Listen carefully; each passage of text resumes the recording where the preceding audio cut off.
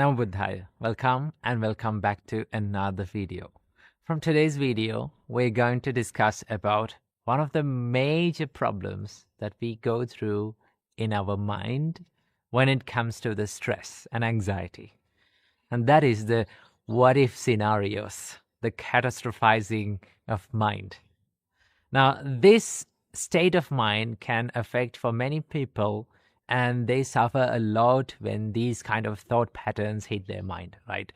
So what if scenarios are like, you imagine all the worst case scenarios in your mind. Like, what if that happened to me? What if everything went wrong? What if they're cheating me? What if the people all around are up to no good? So we expect and we create these scenarios in our mind and we suffer in it. Okay. And our brain is pretty good at creating these scenarios in our mind, right? So that is why we need to learn how to deal with these kind of thoughts when they come into our mind. Not every time we get these kind of thoughts, but when there are certain times that we get these kind of mental states, and it's very painful, and people suffer a lot in these kind of thought patterns. And this is where the Buddhist practice of mindfulness comes in handy, right? In Buddhist practice, we call mindfulness as sati. Sati is the bringing your mind to this present state and understanding the reality as it is, right? So when you understand the true nature of reality, when you understand that everything, every experience, every mental state has one intrinsic nature, and that is changing. Every mental state, every experience is subjected to changing, right? But before doing that, there are certain things that we need to understand and we need to think and practice to deal with these kind of catastrophizing thoughts, right? These what-if scenarios. The first practice, we need mindfulness to understand this because we need to catch this thought, right? Without you catching this thought and understanding and realizing this thought, you cannot do anything, right? You cannot deal with anything that you don't understand about. So the first step is to know that you're in the mental state of catastrophizing, right? What if scenarios. So the first step is to understand and challenge your thought, right? How to challenge your thoughts.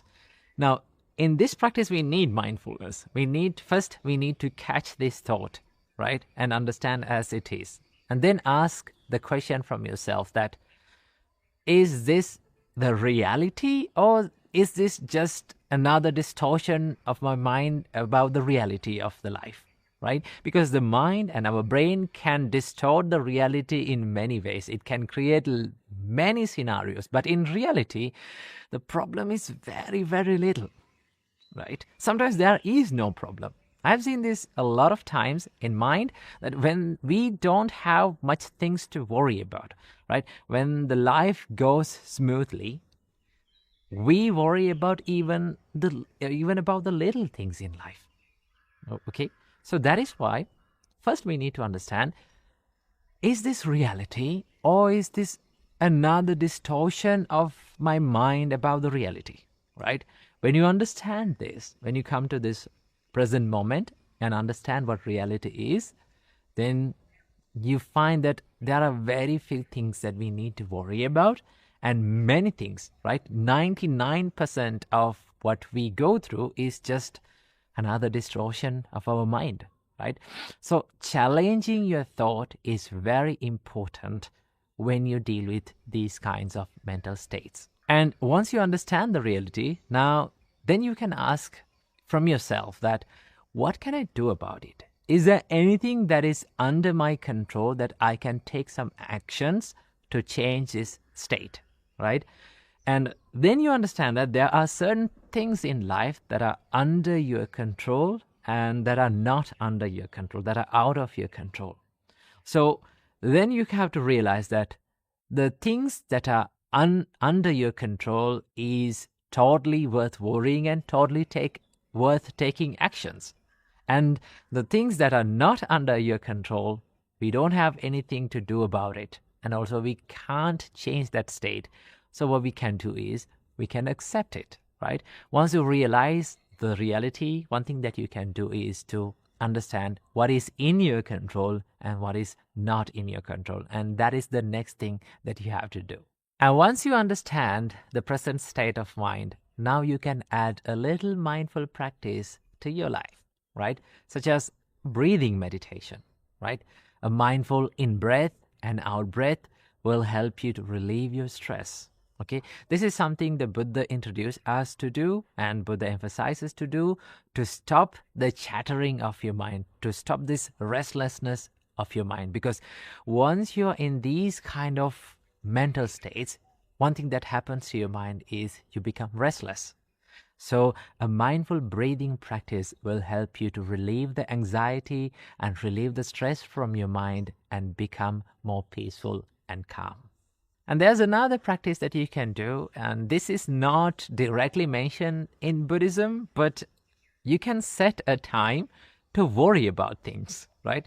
So what you have to do when the worryings and when these regrets and these kind of thought patterns come into your mind, say to yourself, okay, wait, there is a time in my day to worry about these things. So wait until that. I will wait until that. And when that time comes, I will do my worrying. I will do my regretting.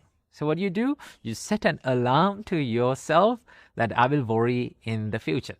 So then set a maybe time period during the day that you sit down and think, okay, what is there in my mind and in my life to worry about, right? And to check the reality. And then you spend a good time. You don't spend that time worrying and regretting. You spend that time analyzing and not overthinking, but analyzing and realizing about the reality of the life and the present state of life, so that you find there are very few things to worry about in life. And all the other things that our mind has created inside our mind are just nothing but distortions of reality.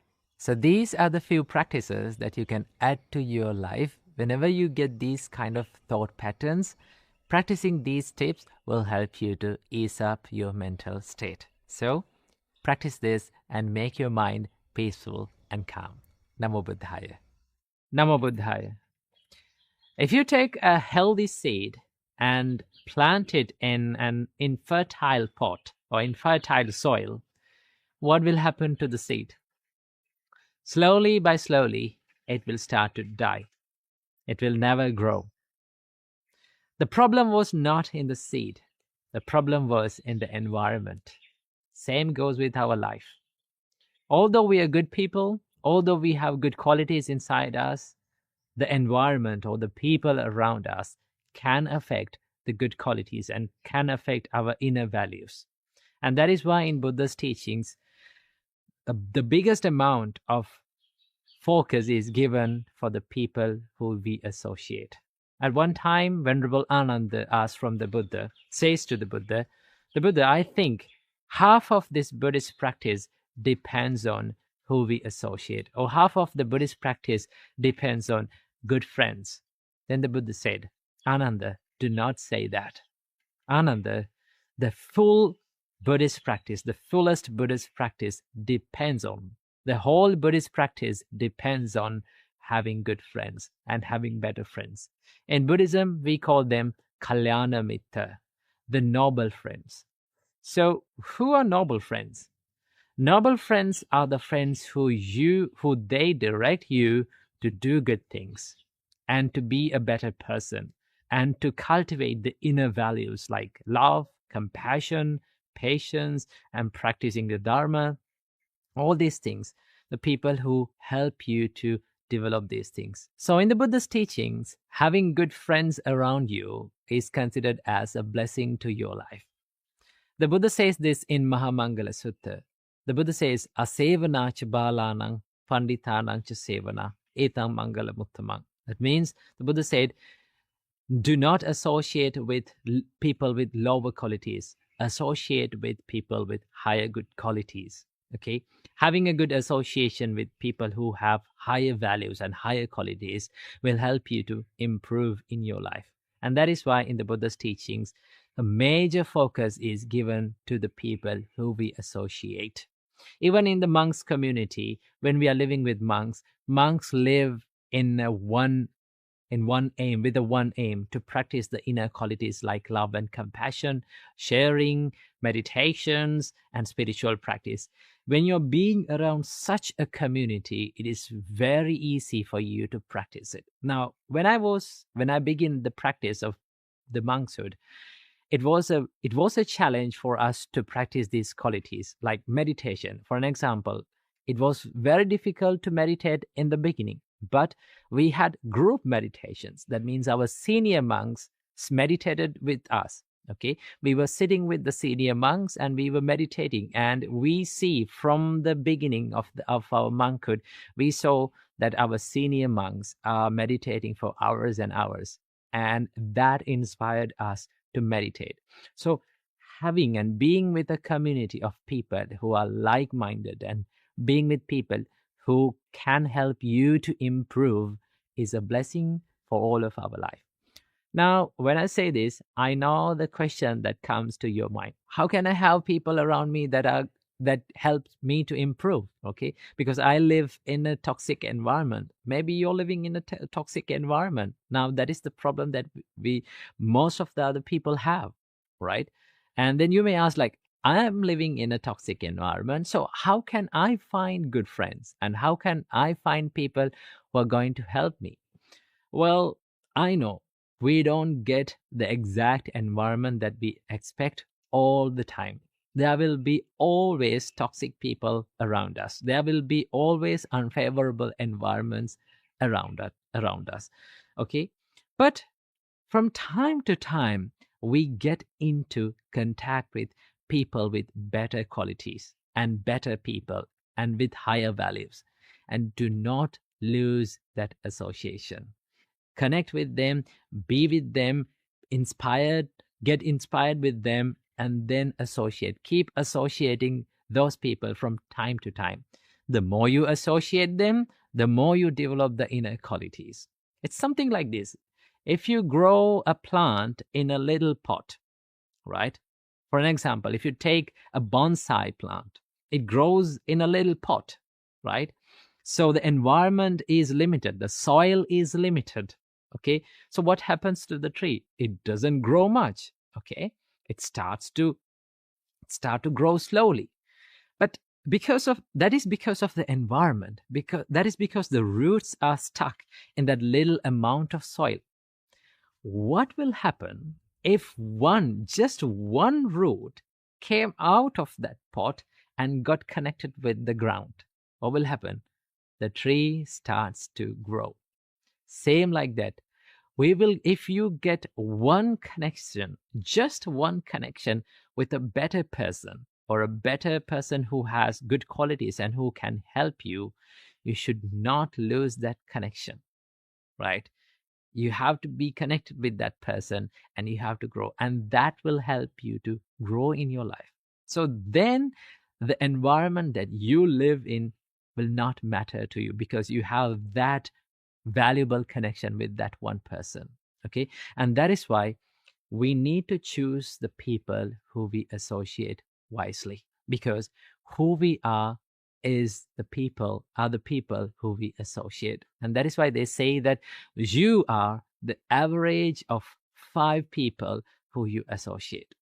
Just look around the people who are living with you. Okay, just look around the people who you share your life and see you're the average of those 5 people who are very close to you. So that is why we need to be very wise and very keen when we pick friends and when we pick people to associate. And if you got just one connection with a person who has better qualities and good qualities, who can help you to improve, never lose that connection. Be connected with that person and improve yourself. Namo Buddhaya. Namo Buddhaya. No matter how good we are, no matter how talented we are, there are certain times in life we are going to make mistakes. We are going to mess things up in life. In such times, one of the most common things that we do is we hate ourselves. And this self-hatred can end up in serious situations like suicide. See how many times we say, I love you to someone. How often we say, we say it often, right? But how often we say, I love myself. I appreciate who I am. This is something that we don't do oftenly. See, in Buddhist practice, the first step of spreading love and kindness is to practice love and kindness, or spread love and kindness to yourself. So the Buddha saw that without being filled with self-love and self-kindness, you cannot be kind to someone else. So that is why we have to learn how to be kind and how to love ourselves without hating ourselves. So from this video, I'm going to be sharing with you a few things that we have to understand and we have to practice to stop hating ourselves and to start appreciating and loving our life. Number 1, do not believe in labels. See, there are lots of labels that we have put on ourselves. For an example, your name. Your name is a label that was given by maybe your parents, and everyone started to call from that name, and it became your personality. It became who you are. Okay? Same like that, we are so good at labeling ourselves with our imperfections, with our mistakes, or with our incapabilities. But here's the thing, the more we label ourselves with our incapabilities, for an example, people say to themselves like, I am a person who is being angry all the time. Okay, I'm a person who has having a weak mindset. I'm a person who is lazy all the time. Okay, I don't have any friends. I'm not getting in with friends. Okay, I cannot be with these people. So the more you label like that yourself, it becomes your personality. And that is why we should not believe in the labels that we put on ourselves. Why? Because a label or your incapabilities or your weaknesses or your mistakes are just a thought pattern. And it is always can be changed. Okay? You can always improve. And that is why we should not label ourselves with our incapabilities and our mistakes or from our weaknesses. We always have the chance to improve and to evolve. Number 2, learn to accept mistakes. Mistakes are the proof that says that we are trying in life and we are not willing to give up on ourselves. Every great person in this world has made mistakes, and they have learned from their mistakes, and that is how they evolved, and that is how they achieved the greatness. Always remember, the mistakes will never define your character unless you define your character with your mistakes. So do not let your mistakes to define your character. Always you have the chance to improve and move on and make yourself a good person and improve yourself. Believe in it. Number 3, stop criticism. This is something that is very important that we have to focus on in loving ourselves. Stop criticizing yourself. Stop criticizing others. Now here I'm not talking about the constructive criticism. I'm talking about the negative criticism. Okay? Do not criticize others and also do not criticize yourself. Okay? Why we should not criticize others to put others down? In each and every time when we criticize someone, we give the message to our mind that we are better than them. Okay, I am perfect than them. And you set standards to yourself. Most of the time, these are not realistic standards. Okay, and when we cannot live up to our own standards, what happens to us? We hate ourselves. And that is how criticism steals the self-love and the self-value. And that is why we should not criticize anyone. And number 4, believe that imperfection is beautiful. Just take a deep breath and look into this nature. Everything has that one nature that is the imperfection. from the little plant to the great mountain, everything is imperfect, right? There is no perfectly symmetrical plant in this world. There is no perfectly symmetrical mountain in this world. Everything has the imperfection.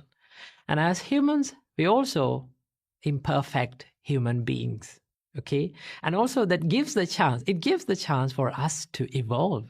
It gives the chance for us to be more productive and be more successful. See, becoming successful and becoming happy is not a destination. It is not a perfection, right?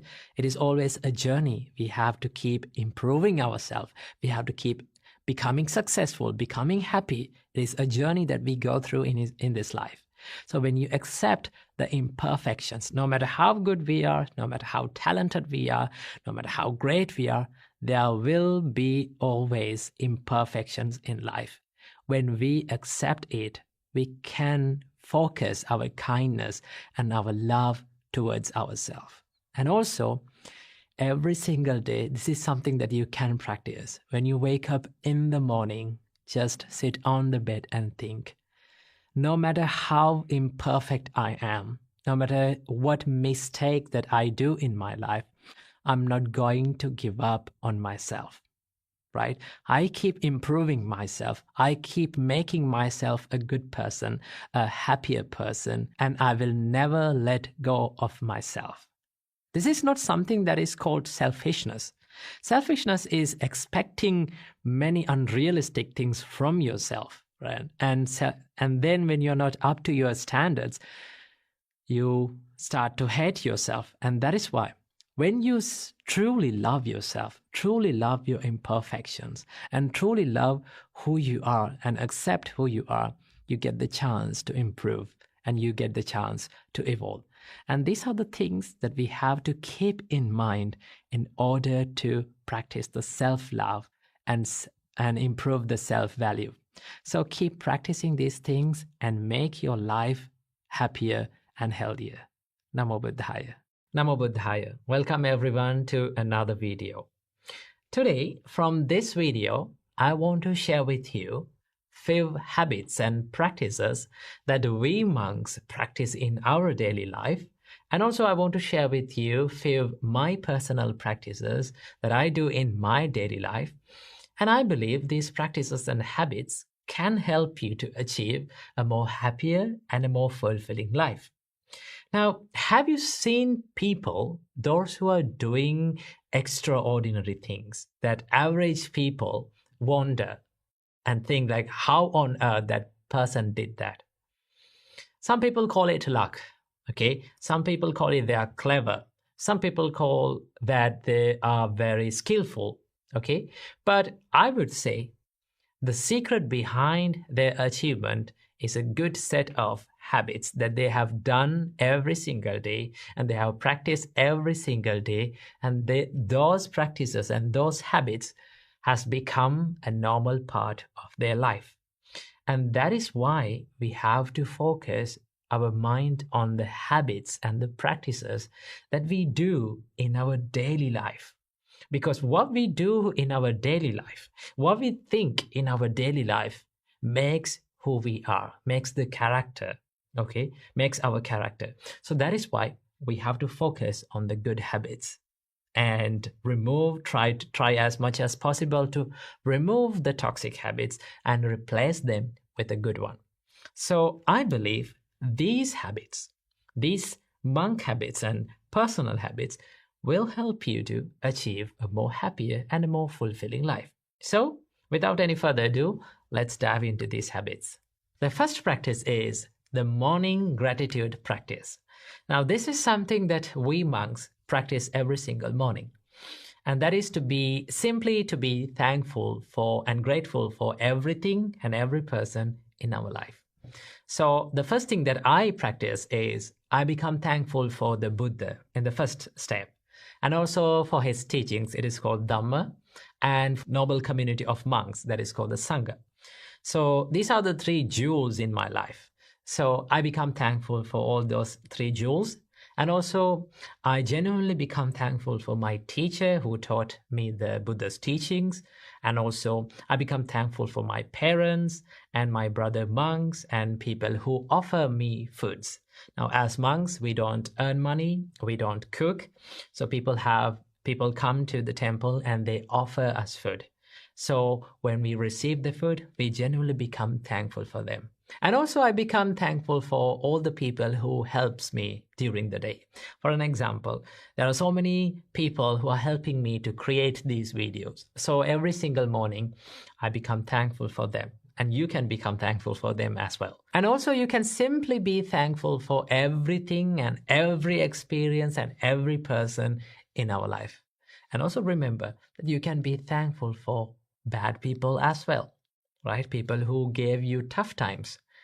Why should we become thankful for bad people and the rude people who gave us tough times to our life? Because they are the persons, those are the people who gave us ability to practice the patience and the mental strength, right? Without them, our life would be less interesting, okay? The more we face challenges, the more we face tough times, there's a story for us to tell.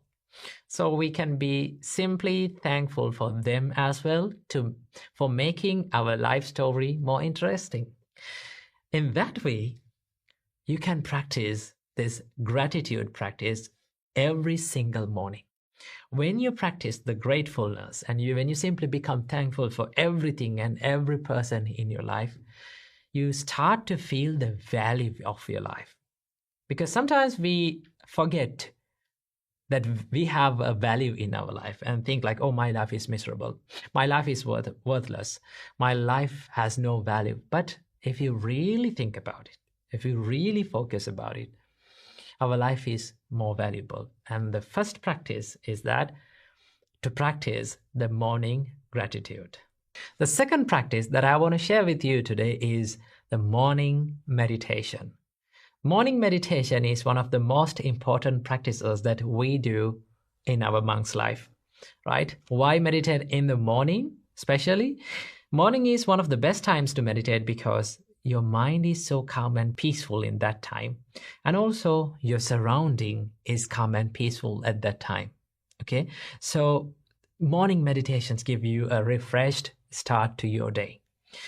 So as morning meditations, normally we monks practice, first of all, the love and kindness meditation, and some monks practice mindfulness meditation, breathing meditation, and a lot of meditations. So it depends on your choice what to practice and what not to practice. So morning meditation is one of the best practices and best things that you can do to start your day with a fresh start. The third practice is journaling. Now, this is something that I do every single day to have a good review on the day, right? What I did during the day and what I forgot to do. And also, I take time to write down all the good things and all the good deeds that I did and simply be happy about it. And also, finally, you can leave some space to write down all the things that you are grateful for in your life. When you write down all the things that you're grateful in your life, and if you do it every single day, it becomes a habit to remember all the good things in your life, all the valuable things in your life, and you will feel much more valuable about your life. So journaling is one of the habits that you can add to your life to make your life more happier and more fulfilling. And the fourth practice is mindful eating.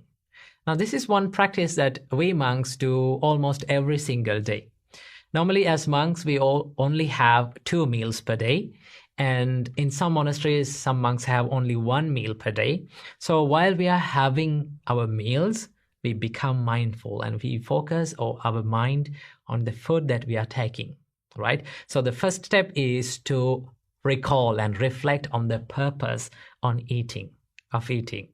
Now, what is the purpose of eating? As a monk, we have our food as a help for our health and as a help for our spiritual journey. So when you recall that, you know that you're having your meals with a purpose.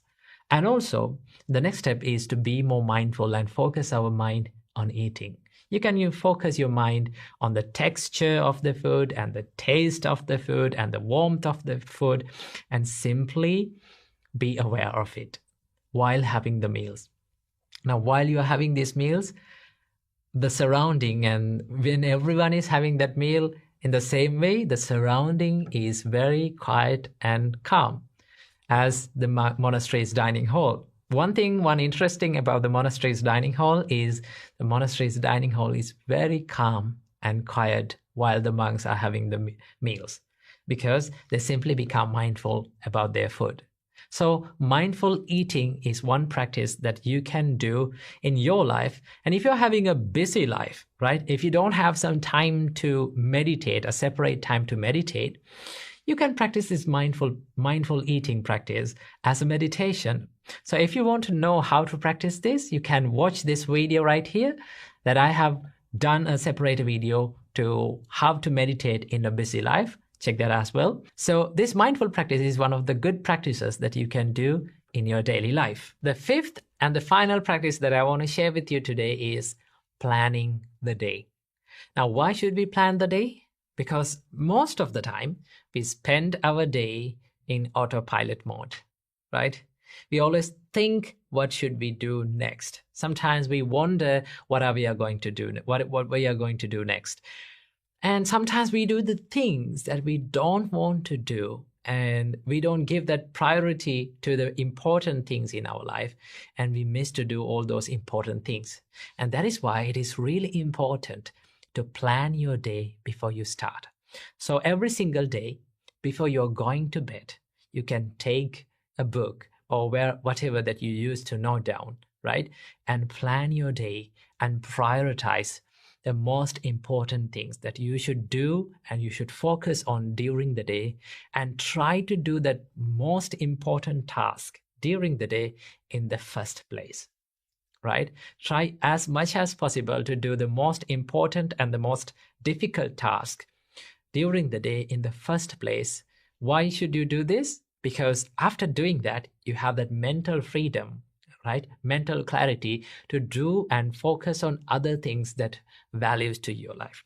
So every single night before starting every single day, plan your day and start the day. Don't step into the day without planning. Then your day will be planned and you will have much good time, and you can allocate a good time to have a mental freedom and to practice meditations and spirituality. Now, so many people complain about, oh, we don't have time to meditate, we don't have time to read a book because we are so busy. No, everyone is not busy, because everyone has got 24 hours. We all have got 24 hours. Even busy people, not busy people, organized people, well-organized people, and not organized people, unorganized people. We all have 24 hours. It is all about how we organize our day, how we plan our day. So it is really important to plan your day and work on that plan. And then you can have more free and a happier day. So these are the few practices that I do personally and we monks do in our monk's life that can add to your life. I think some of the practices you're also doing all those things. But if you're not doing this, add them to your life, and then you will start to feel that your life is more lighter, more happier, and more fulfilling. So I wish you all a healthy and a happier life. Namo Buddhaya. Namo Buddhaya. Welcome to another video. In today's video, let's talk about how to control these emotions of anger. Well, anger itself is a natural human emotion. We all feel angry. But if we do not know how to control this emotion, if we do not know how to deal with anger, sometimes it can be destructive. And if we let that anger to control over our life, we will get into lots of troubles. So today, I'm going to introduce you a little practice that you can practice in your practical life to deal with this emotion. Well, first of all, I have to remember none of these practices are easy. In fact, nothing in life that brings us the happiness, that brings the peacefulness to your life is not an easy task. It is a difficult one. Though it is difficult, we cannot abandon it because we like to be happy and we like to be peaceful in our life. So that is why Buddha said that everything that brings the happiness to your life is a difficult task. So what are the things that we can do to deal with these emotions of anger? Well, the first and the foremost thing that you can do to deal with these emotions is to acknowledge that your thoughts are in anger. If you don't know your thoughts are in anger, you cannot deal with it. So this includes the mindfulness, right? Whenever you are about to get angry, whenever you feel that you are triggered by this anger, just ask this question: what am I thinking now? In which mode my thoughts are in now, right? Whenever you ask that question and whenever you answer it, you can find, oh, I'm about to get angry now. Now my thoughts are in anger. That is the first step, to know that you are angry. Then it comes to the second step, right? So in this second step, if you look at this, if I ask a question from you, whenever you feel angry, imagine a situation that you have felt angry about something or someone, right? How your breathing pattern works. How our breathing pattern changes when we feel angry. It speeds up and we take short breaths, right? So that gives the sign to our body, that gives the message to our body that now you're ready for getting angry. You're breathing heavily, we are breathing in short periods, and we are breathing speedily.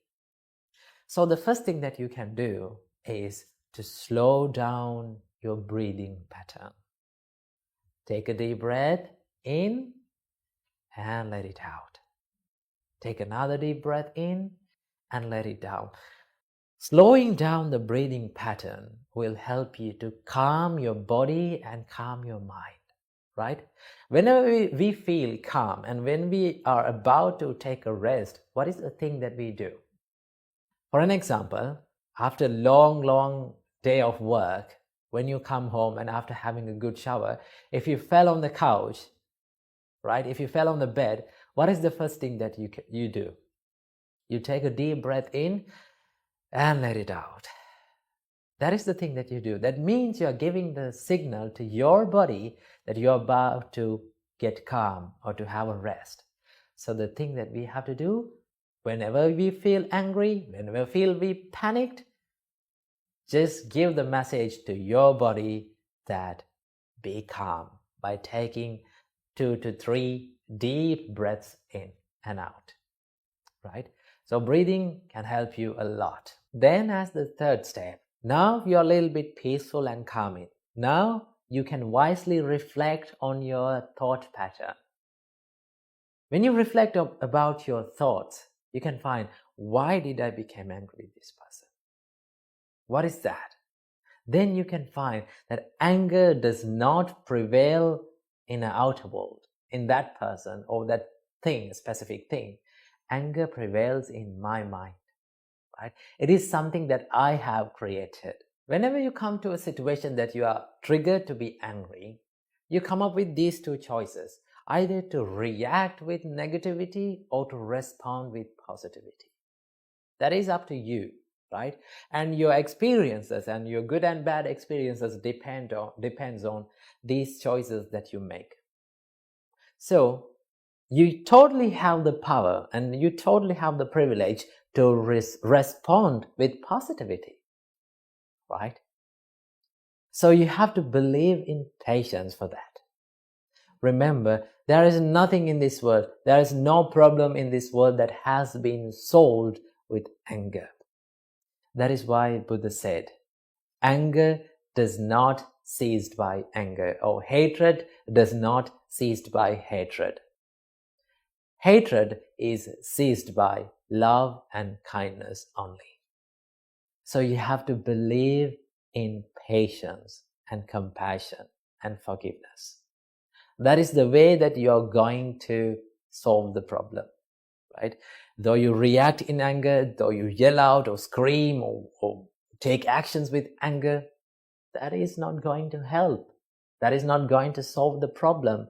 It will make the problem even more worse. I have seen lots of people who could not control their anger for a split second. Just because they could not control their anger for a split second, now they are regretting for their whole life.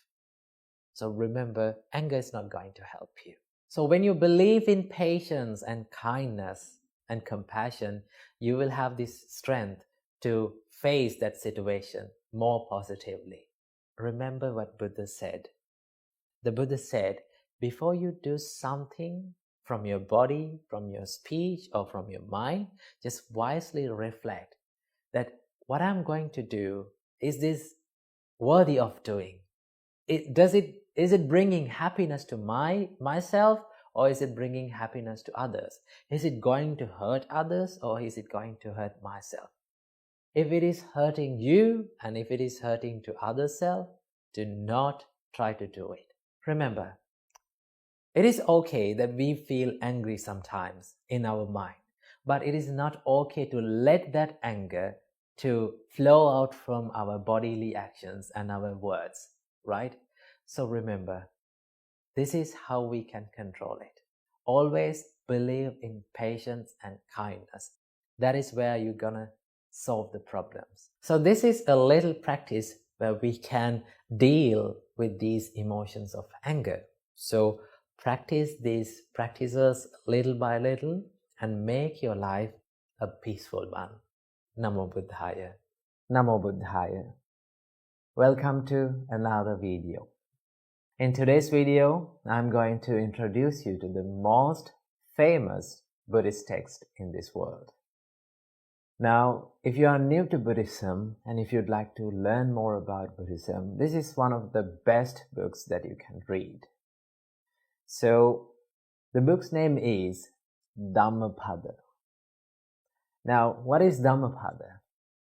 Dhammapada is a set of verses that was originally preached by the Buddha himself, and this Dhammapada contains 423 verses in it, and these 423 verses are divided into 26 chapters. So why Dhammapada is important?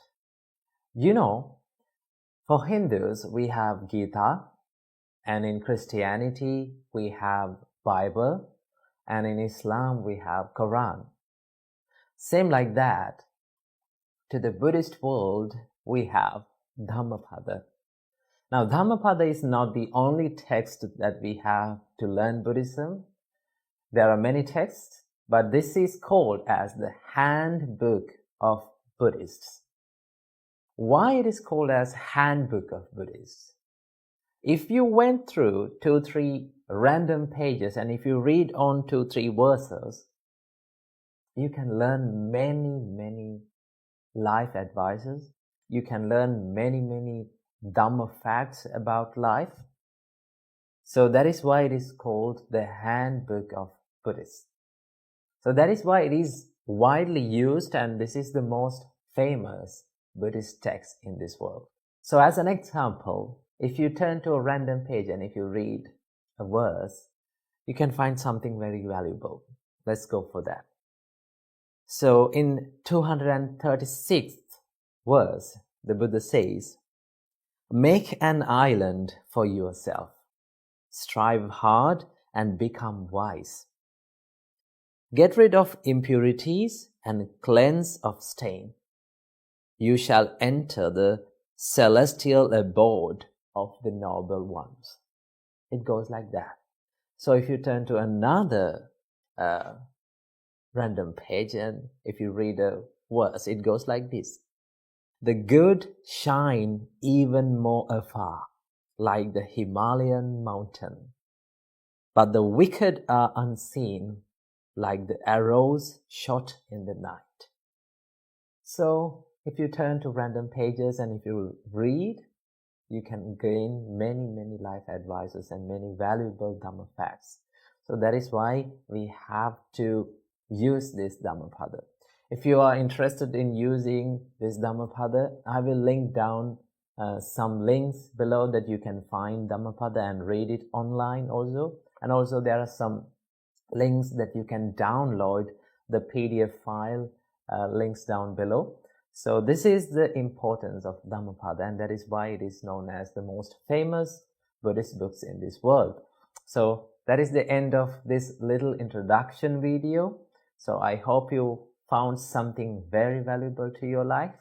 So practice Dhamma and practice good deeds. So I wish you all, may all of you be well and happy forever. Namo Buddhaya. The sun rises from the east, and without stopping, it moves towards the west, and it sets in the evening. It is also like our life. We were born to this world, and from that day onwards, without stopping, we are moving towards the death. You and I are not dead yet, but we are dying without stopping. So today, let's talk about this important topic that many people doesn't like to talk about, the death. Well, most of us are scared of death. When you're in your families, when you're in your family with your family members, if you talk about death, what will happen? They will say that they will be offended, first of all, and they will say, no, you should not talk about death. Don't say that. So for ages and ages, death has been considered as something negative, something that is pessimistic, or something that people think that it is making our life very sad and sorrow and suffering. But in fact, the death is a very good teacher for all of us. And that is why the Buddha said, think about the death. Do not dodge that idea. Once our great teacher Supreme Buddha said, whether you are a male or a female, or a normal person, or a monk, or whoever you are, you have to think that you are a dying person. You are mortal and you are not escaped from death. That is what Buddha said. Why we should think about death? Why we should concentrate on our death? Well, is it making our life suffering, or is it make our life very negative? No. It is not the death that makes our life suffering or negative. It is the perspective that we are holding on to death makes us negative. So remember, we all should concentrate on our death and think about it. Always we have to think that I am a dying person. Today, I can face the death. There are many chances for that.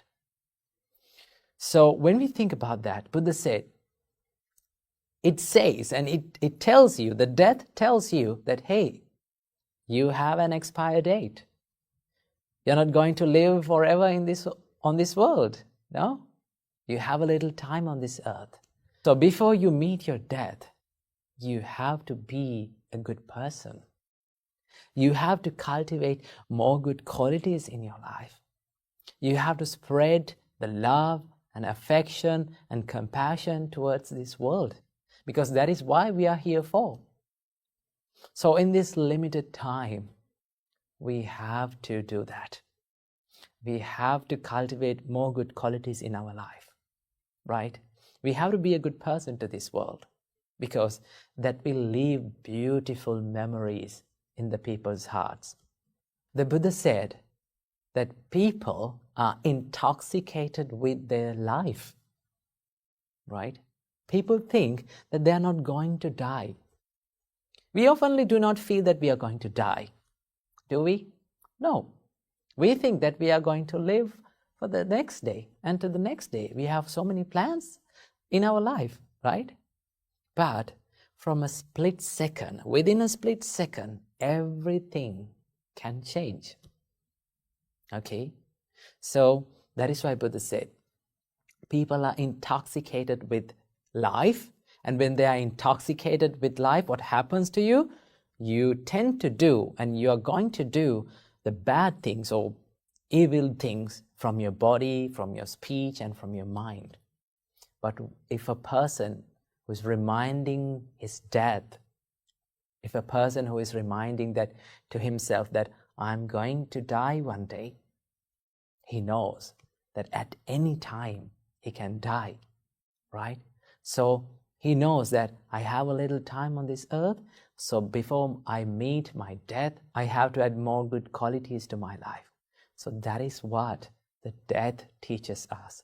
So do not be afraid to death. Why? Because we all face the death one day, in one way or another. No one can escape it.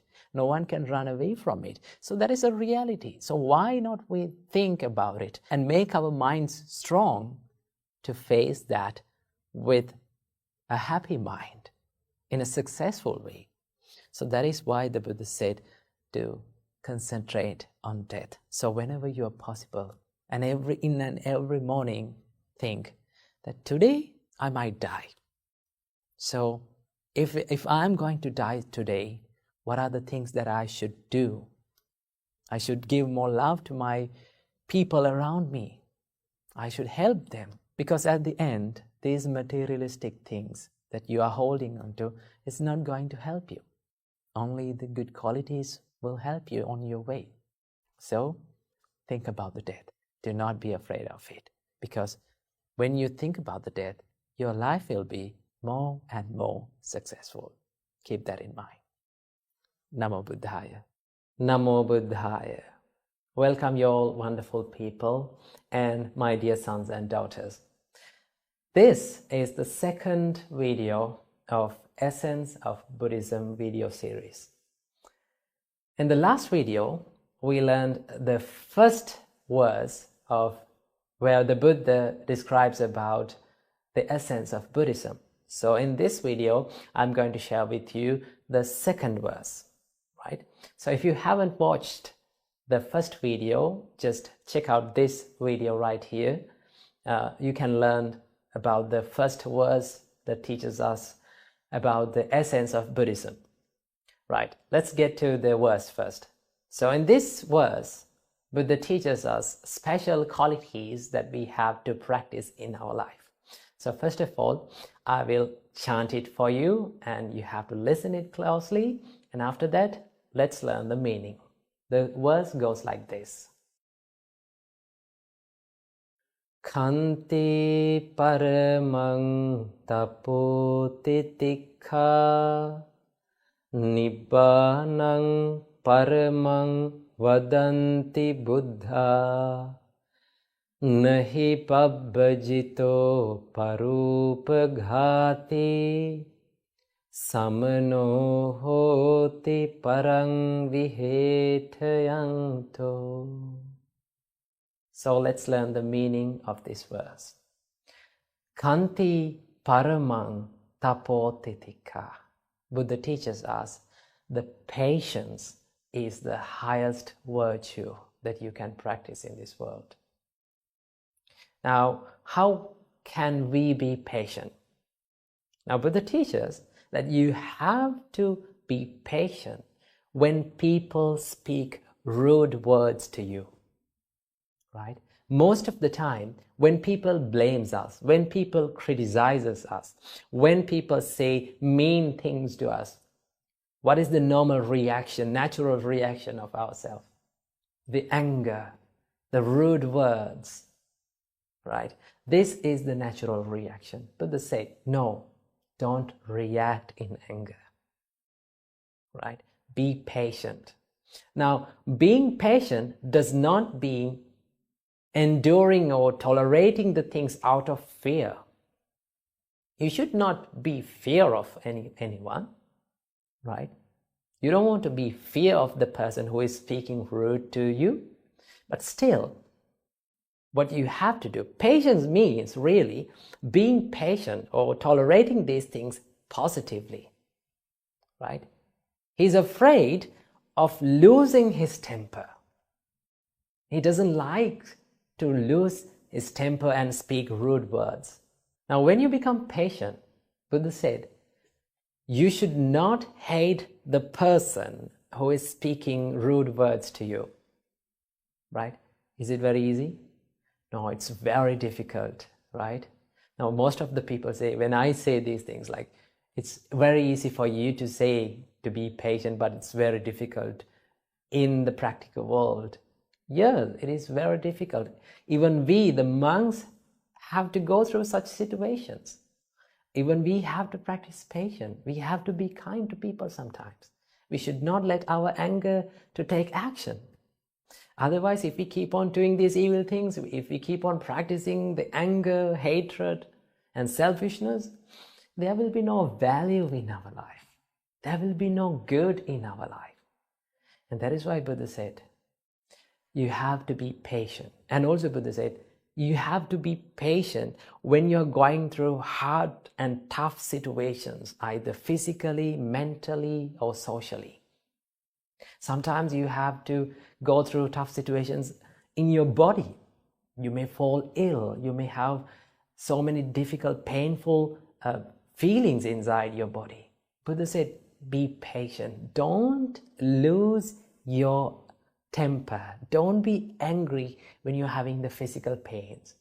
Most of the time, when you're having a physical pain inside, when your body is paining, maybe you're having a disease, you tend to lose your temper. If you visit the hospital, you will see those patients, right? Those patients who are having severe pains, they even blame the doctors. They even blame the people who are treating them to them. So Buddha said, be patient in such situations. Practice the patience. Okay? Then you will not lose your good qualities. Nibbanang paramang vadanti Buddha. Buddha said, the enlightenment is the highest achievement that you can achieve in this world. Now in Buddhism, everything boils down to Nibbana. That is the only intention and that is the only aim of practicing the Buddha's teachings. Now you may be wondering what is enlightenment is. Enlightenment is a deep and a profound topic where we have to discuss in a separate video series. Surely I will do it in the future. But for now, for your understanding, for a simple explanation, Buddha said, Ragakkayo, dosakkayo, mohakkayo, nibbanang. The ending of the desire or the greediness or the greed, dosakkayo, the ending of the anger, and the ending of the delusion or the ego is what you call the nibbana, the enlightenment. So when you end or when you remove these defilements or these impurities from your mind, the desire, the lust or the desire or the greediness, or Buddha said, the hatred, the anger, and the delusion from your mind, what happens to you, you become enlightened. Once you become enlightened, your mind becomes calm, still, peaceful, and tranquilized. And it is unshakable. That enlightenment, that achievement is unshakable. So that is the highest achievement in the Buddha's teachings. Nibbanang paramang vadanti Buddha. Nahi pabbajito paropaghati. Now this is referred to the monks actually. Buddha gives the advice to the monks. Nahi pabbajito paropaghati. He who hates and hurt others or kill others is not a monk. Right? He's not a monk. He's not a true practitioner of the Buddha's teachings. Samano hoti parang vihetayanto. He who hurts others or he who makes others tired and difficult times to others is not a monk too. right? That is referred to the monks, and also you can relate it to your life. And you will not become a good person when you hate and when you hurt others. So Buddha said, Etang Buddhana Sasanang. This is the advice of the Buddhas to this world. Be patient, achieve the enlightenment, and do not hurt and hate others. This is the advice of all the Buddhas to this world. Now see how peaceful and how wonderful the thoughts of our Buddha and the advice of our Buddha. So we all can practice this. So as Buddhists and as everyone who practice this, if you practice this and if you go through this advice, you can have a peaceful life, right? You can have the happiness in your life. So practice it and do good and be good. Namo Buddhaya. Namo Buddhaya. Welcome you all wonderful people and my dear children. This is the third video of Essence of Buddhism video series. So today we are going to learn the 185th verse of Dhammapada, where Buddha describes us the essence of Buddhism, or what Buddha really taught to this world. So first of all, as usual, same as in the other videos, I will chant the words for you, and then we are going to learn the meaning. So the verse goes like this. Anupavado anupaghato patimukhecha sangvaro matanyuta cha bhattasmin pantang cha sayanasanang adhichitte cha ayogo etang buddhana sasanang. So let's learn the meaning of it. In this verse, Buddha says, Anupavado anupaghato. Do not disparage others, or do not look down on others, and do not destroy others' lives. This is the Buddha's teaching, or Buddha's advice to this world. Now in this line, Buddha says, do not look down on others. Do not compare yourself with others and do not think of yourself like I am a high-valued person. I am better than them. Right? Simply, Buddha says, in another word, Buddha says, do not be big-headed. And also, Buddha says, do not destroy the lives of beings. This is the first precept that we observe as Buddhists all around the world. Panatipata veramani sikkhapadam samadhiyami. That means we refrain from taking others' lives, taking lives of the beings. So the Buddha's advice to this world, or Buddha's teaching to this world, is to refrain from being swollen-headed and to refrain from killing animals. And in the next line, Buddha says, Pati mokkhe cha sangvaro. Be disciplined according to the monastic code of conduct, or monastic rules. Now this line is referred to the monks actually, right? When it comes to the monkhood, we have the precepts. We have many precepts to protect. They are like code of conducts, right? It purifies our bodily conduct and the verbal conduct. So Buddha advises us to be disciplined. Simply, you can relate it to your life, to be disciplined from your body and from your words, right? So the discipline is a bigger part in Buddhism, to be disciplined, to have a good moral conduct. So Buddha said, be disciplined according to the monastic code. And then Buddha said, Mattanyuta cha bhattasmi. Now this is very important for every one of us, right? What is that? Be moderate in eating. The moderation of food. What do you mean by moderation of food? Simply, it means know the purpose of eating. Sometimes we forget why we are eating. Sometimes we overeat. We eat too much, and that gives this physical uncomfortableness. Now, Buddha said, eat according to your health, right?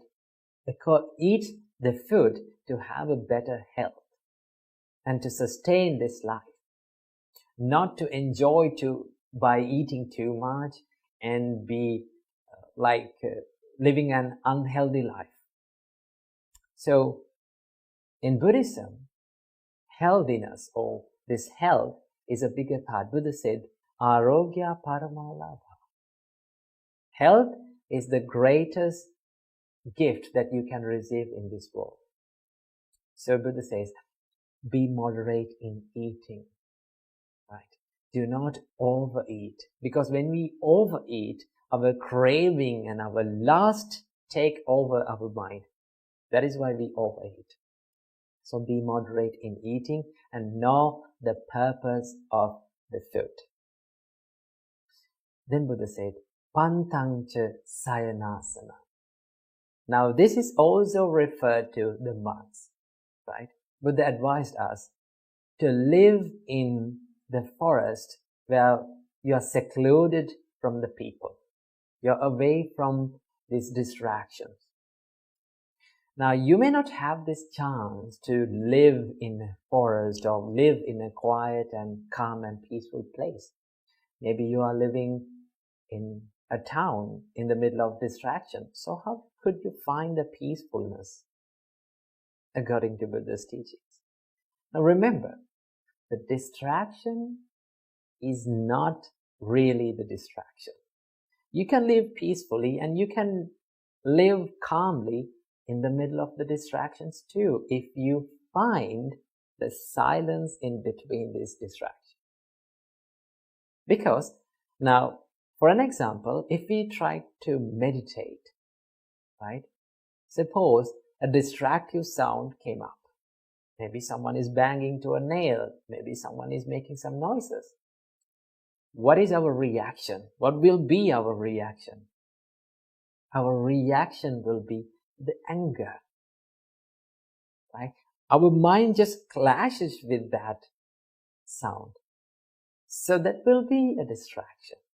If you know how to meditate correctly, right? If you know how to meditate correctly, you can live with that distraction. You can live with that sound. You can be friendly with that sound. When you become friendly with the noises and the distractions, they will not bother you, right?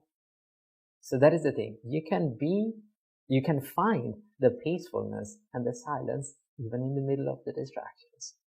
So don't worry about the place you are living. Try to be peaceful. Try to do a little bit of a meditation. Be by yourself, right? Be secluded from the people for a little while, even for a day, for a little time in a day, and then you can find the peacefulness.